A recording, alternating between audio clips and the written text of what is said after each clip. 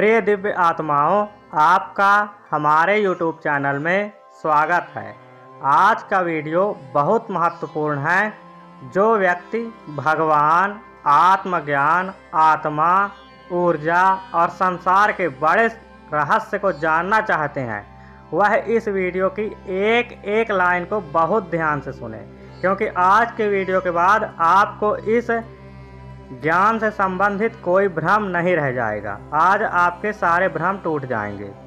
Mostly होता ये है कि व्यक्ति अपने अपने धर्मों से अटैच्ड होते हैं, मोहग्रसित होते हैं, इसलिए वो अपने अपने धर्म के वकील बन जाते हैं और अपने धर्म को सही साबित करने के लिए व्यर्थ के तर्क, कुतर्क, वितर्क करते रहते हैं।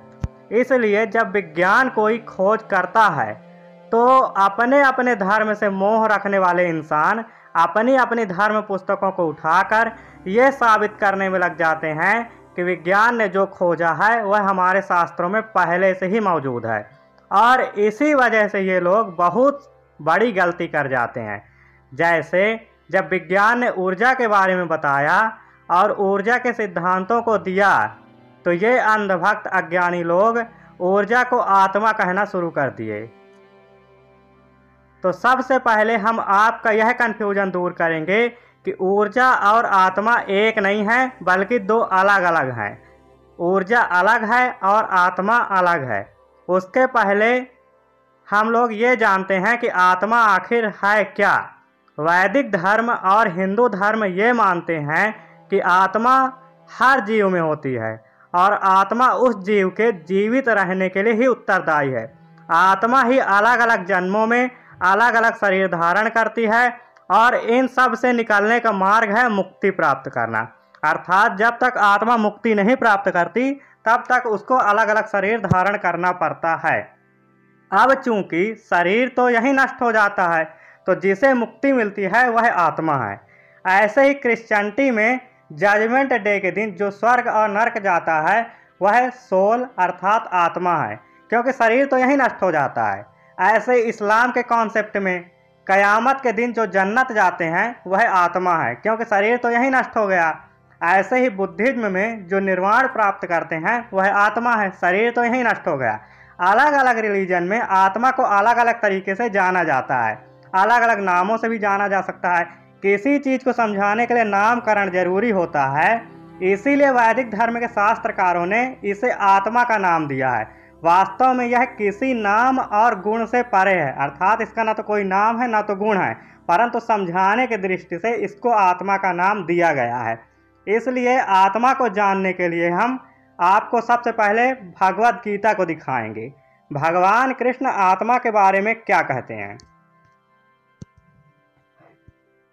श्रीमद् भगवत गीता अध्याय 2 श्लोक 12 भगवान कृष्ण कहते हैं, ऐसा कभी नहीं हुआ कि मैं नहीं था, ऐसा कभी नहीं हुआ कि तू नहीं था, अथवा ये समस्त राजा नहीं थे, और ना ही कभी ऐसा समय आएगा कि भविष्य में हम सब नहीं रहेंगे। अर्थात हम सब हमेशा से थे, हमेशा रहेंगे। इस श्लोक में भगवान कृष्ण क्लियर करते हैं कि हम सब हमेशा से थे और हमेशा ही रहेंगे, परंतु हमारा शरीर तो नष्ट हो जाता है। इसका मतलब हम सब शरीर नहीं हैं, इस शरीर में रहने वाली आत्मा है जो हमेशा से ही हैं और हमेशा रहने वाले हैं।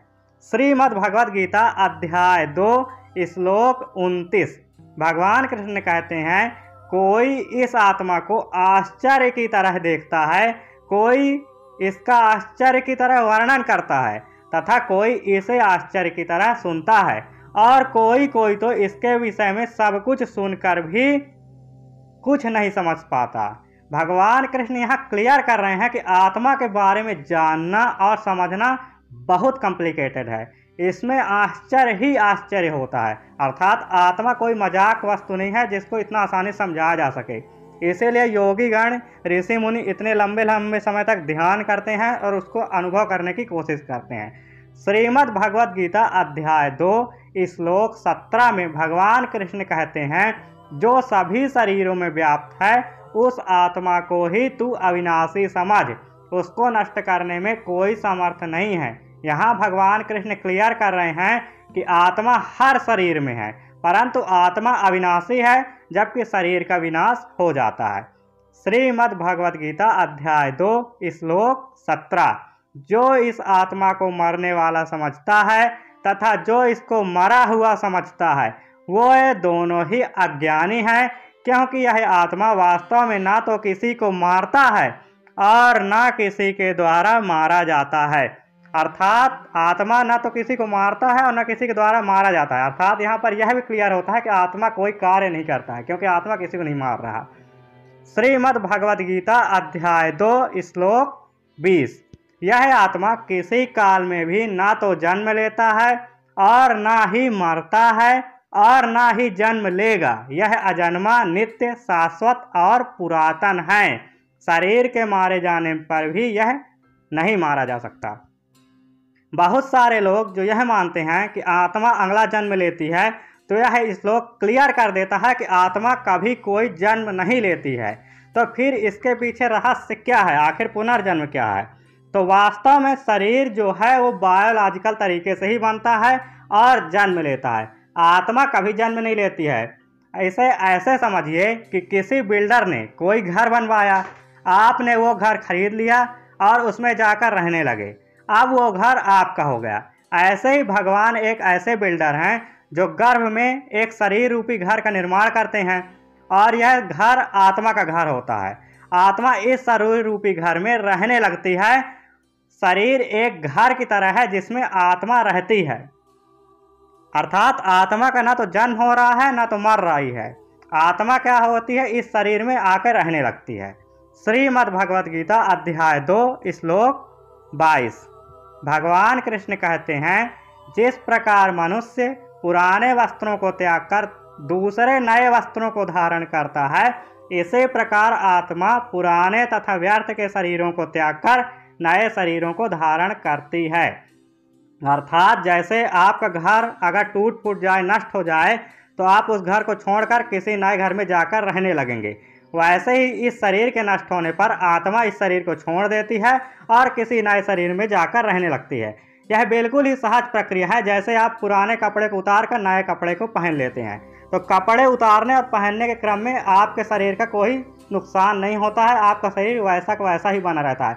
ऐसे ही जन्म और मृत्यु, शरीर बदलने के क्रम में आत्मा का कोई क्षय नहीं होता। आत्मा जैसी है वैसी ही रहती है, चाहे वो इस शरीर में हो चाहे आगे जाने वाले शरीर में हो। आत्मा जैसी है वैसी बनी रहेगी। अब आपको ये क्लियर करेंगे कि आत्मा ऊर्जा से अलग कैसे है।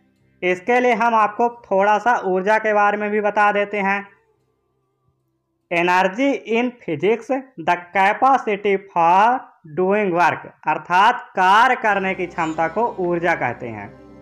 It may exist in potential, kinetic, thermal, electrical, chemical, nuclear और अदर वेरियस फॉर्म्स।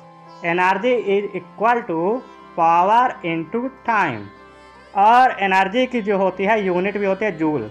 यहाँ आपको क्लियर कर दें कि एनर्जी की यूनिट होती है पर सोल की कोई यूनिट नहीं होती है, सोल यूनिटलेस होती है। अर्थात आत्मा जो होती है उसकी कोई इकाई नहीं है, पर ऊर्जा की इकाई होती है।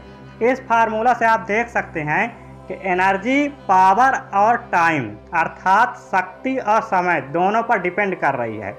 जबकि गीता के श्लोक में हम आपको पीछे दिखा चुके हैं कि आत्मा किसी को मार नहीं सकती, अर्थात आत्मा के पास कोई पावर भी नहीं है। आत्मा हमेशा से है और हमेशा रहेगी। आत्मा समय पर भी निर्भर नहीं करती, क्योंकि आत्मा हमेशा से है और हमेशा रहेगी। अर्थात आत्मा और ऊर्जा दोनों अलग अलग हैं। आगे आपको दिखाते हैं। ये देखिए, ऊर्जा की इकाई जूल है, जिसकी यूनिट है SI unit, kilogram metre square पर सेकंड स्क्वायर। यहाँ किलोग्राम मास को रिप्रेजेंट करता है।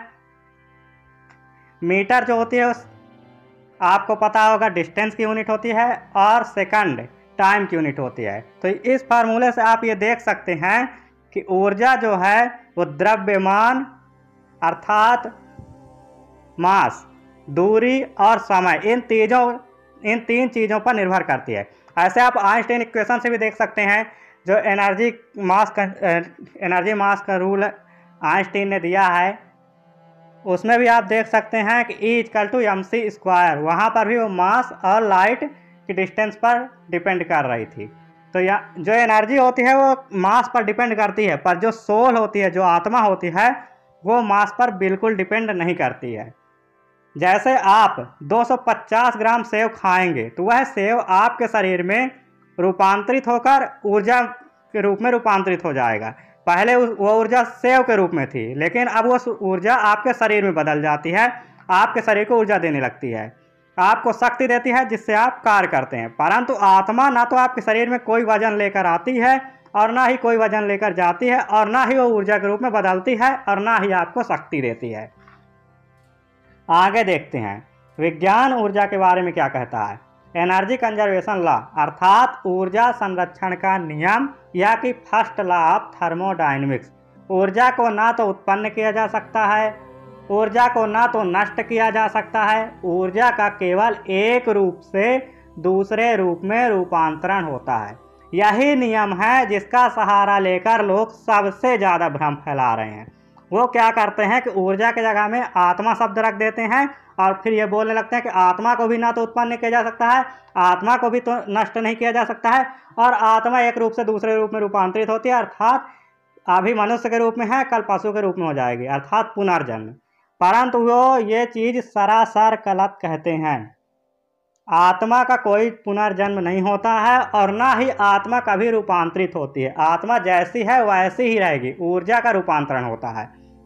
क्योंकि गीता का श्लोक स्पष्ट कहता है कि आत्मा का जन्म भी नहीं होता है और आत्मा में कोई परिवर्तन भी नहीं होता है।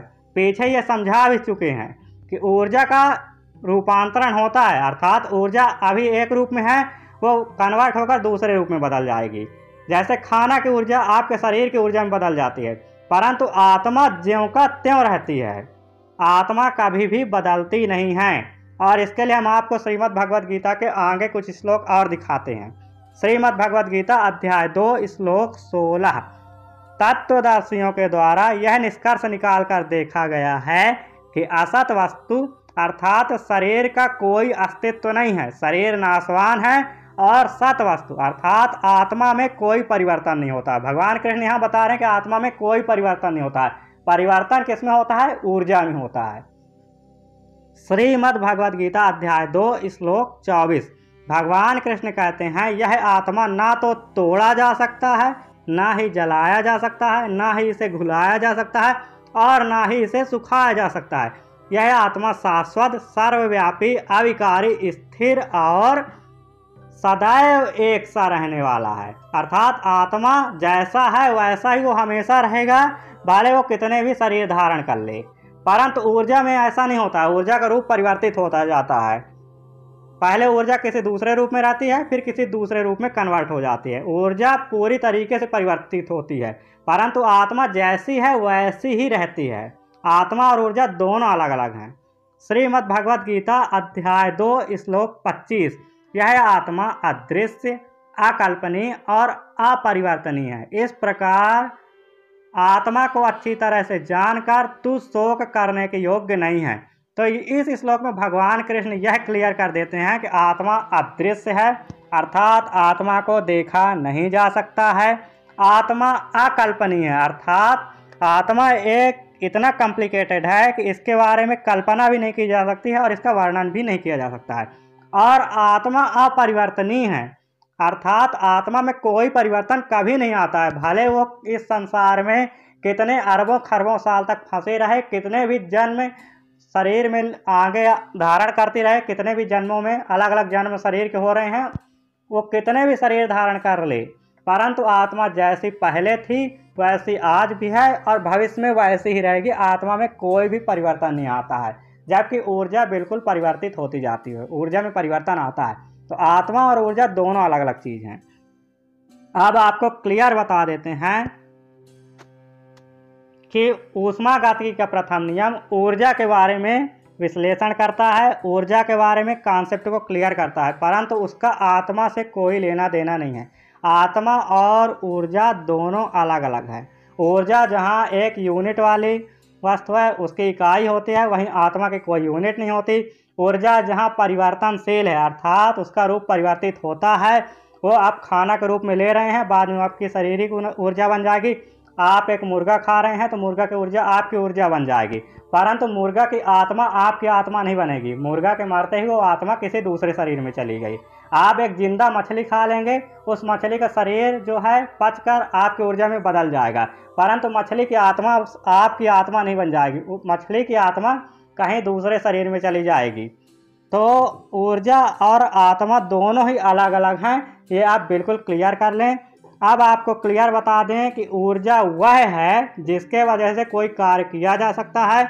ऊर्जा प्रत्येक जीव के शरीर में रहती है और ऊर्जा को बाहर से भी लिया जा सकता है, जैसे सूर्य की ऊर्जा या कि किसी खाना की ऊर्जा, वेजिटेरियन नॉन वेजिटेरियन कोई भी वस्तु आप खा रहे हैं उससे ऊर्जा प्राप्त की जा सकती है। परंतु आत्मा एक बार शरीर में आती है, आत्मा शरीर से जाती है, आत्मा शरीर को कोई ऊर्जा देती नहीं है। आत्मा जैसी है वैसी ही रहती है। ऊर्जा के माध्यम से हम किसी कार्यों को कर पाते हैं, परंतु आत्मा अकर्ता है, आत्मा कुछ करती भी नहीं है।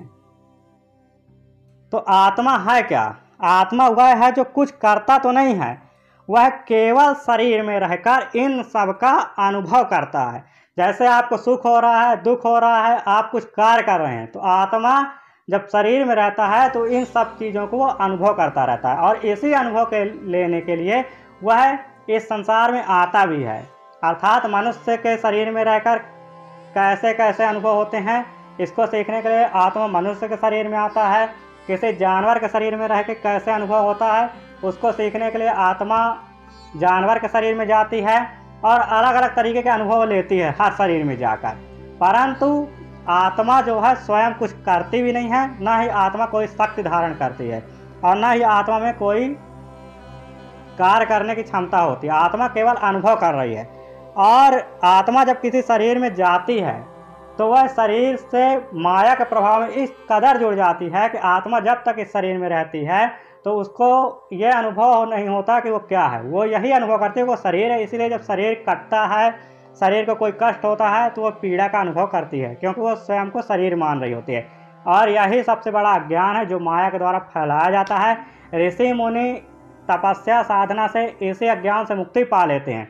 तो जब वो अज्ञान से मुक्ति पा लेते हैं तो उनको कोई शरीर को कष्ट भी देता है तो उनको कष्ट नहीं होता, क्योंकि वो आत्मा उनके रूप में विकसित हो जाते हैं। वो शरीर को छोड़ चुके होते हैं, ये अज्ञान से हट चुके होते हैं कि वो स्वयं शरीर हैं।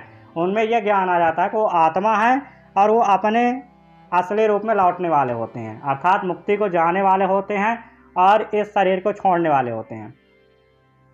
तो इन सब चक्करों से मुक्ति पाने के लिए आत्मा को मुक्ति पाना ही होगा। और आत्मा को मुक्ति पाने के कई साधन हैं और कई साधन खोजे भी जा सकते हैं। जैसे भगवान बुद्ध ने अपना अलग साधन खोजा निर्वाण का, और हमारे ऋषि मुनियों ने भी कई साधन खोजे, निष्काम कर्म योग, भक्ति योग, ज्ञान योग, सांख्य योग, कई साधन है। तो आप किसी भी साधन से इस जन्म मरण के चक्कर से छूट सकते हैं और मुक्ति पा सकते हैं, अन्यथा आप इसी मृत्यु लोक में फंसे रहेंगे और अलग अलग शरीरों के अनुभव करते रहेंगे। आशा है कि ये वीडियो आपको समझ में आया होगा। आत्मा वह है जो सब कुछ एक्सपीरियंस कर रही होती है, परंतु जैसे वो ये शरीर को छोड़ती है तो उसको पता चल जाता है कि वो शरीर नहीं है, वो आत्मा है। फिर वो नए शरीर में चली जाती है, क्योंकि उसने कई इच्छाएं और कई कर्म अपने ऊपर समेटे हुए होते हैं, जिनको पूरा करने के लिए वो अगले शरीर में चली जाती है। और इस तरह यह चक्कर चलता ही रहता है। बहुत से लोग ये बोलते हैं कि आत्मा जैसी है वैसी ही रहनी चाहिए, और ये जनसंख्या इस संसार की कैसे बढ़ती जा रही है। तो इसके लिए आप ये जान लें कि कोई भी शास्त्र ऐसा नहीं है जो ये क्लियर कर रहा हो कि आत्मा की संख्या कितनी है। आत्मा अनगिनत है, और संसार में जितने शरीर बनते जाते हैं आत्मा ब्रह्मलोक से उतरकर उन शरीरों को धारण करती जाती है और उनसे मिलने वाले सुख दुख को अनुभव भी करती है। परंतु यहाँ आने के बाद वापस जाने का रास्ता कठिन है। इसके लिए पहले इस संसार के भ्रम से निकलकर आत्मज्ञान या भक्ति का सहारा लेना होगा। आशा है कि वीडियो आपको समझ में आया होगा। इस चैनल से जुड़े रहें, आगे हम अन्य रहस्यों को उजागर करेंगे। आपका धन्यवाद।